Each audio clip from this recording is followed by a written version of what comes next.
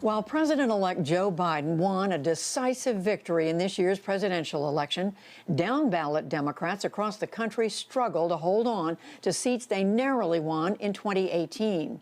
Representative Donna Shalala, a Democrat from South Florida, was among those who lost, and she joins me now.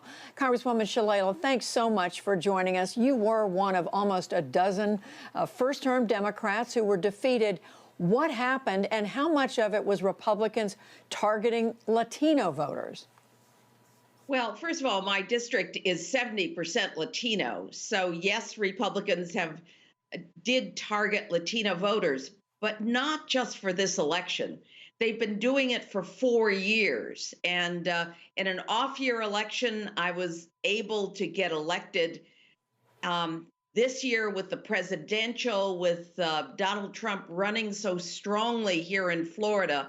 It did make a difference. They had a tremendous turnout. They had a ground game that was unbelievable.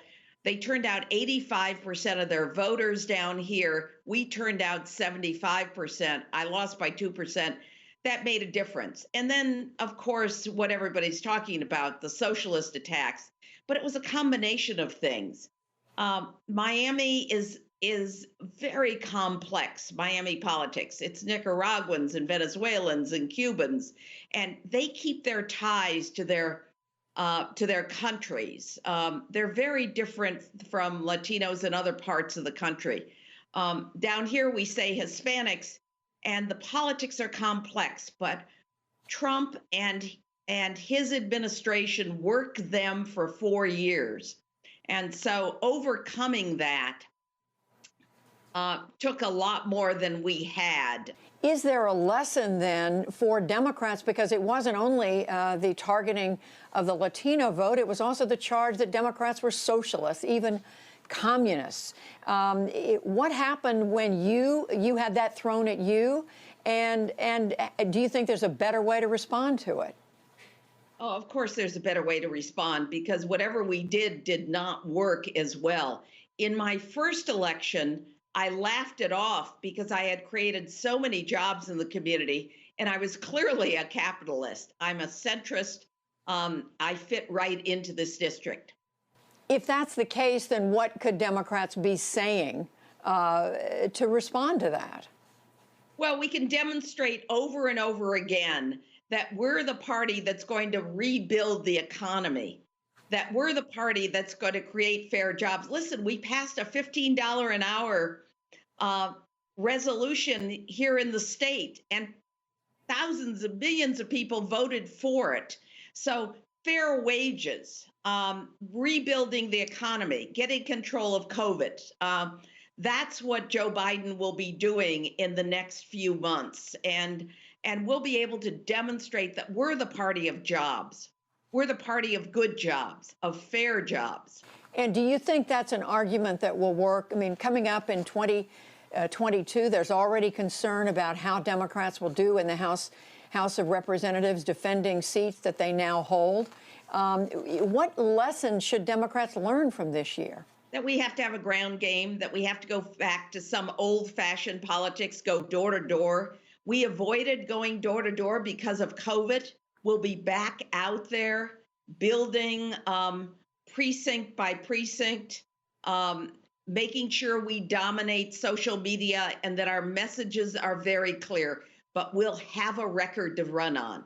And we'll be able, I believe, we'll be able to hold the House and regain some of the seats, including my district. Do you think Democrats were too cautious in avoiding going door to door, meeting people directly as President Trump and the Republicans did? You know, I can't say that because we followed the science. We were being careful for the people in our community. Do I wish we had had more of a ground game? Yes, there's no question about it. But the reason we lost had a lot to do with turnout in our communities, huge turnouts by Republicans, energized to vote with Donald Trump. And down ballot demonstrates that. It wasn't just message. It was very complex, and every district is different. And do you have a sense, finally, Congresswoman Shalala, of how hard it's going to be for Joe Biden to govern with this kind of enthusiasm out there for Donald Trump this year? Sure, it's going to be difficulty, particularly if we don't regain some control over the Senate. The Senate has just stopped working, waiting for Donald Trump to put thumbs up before they'll pass anything. So, yes, it'll be difficult, but Joe Biden has a world-class economics team. We're going to bring the economy back. And by the way, I'm one of these people that think that people are wrong, that there's going to be a large group of people that aren't going to take up the vaccine. Economics trumps, business trumps everything. And at the end of the day, people want their jobs back, and they're going to run and get that vaccine as fast as they can to get immunized so that they can go back to work. And none of this nonsense that there are large groups of people that aren't going to do it. Congresswoman Donna Shalala joining us tonight on the NewsHour. Thank you very much. You're welcome.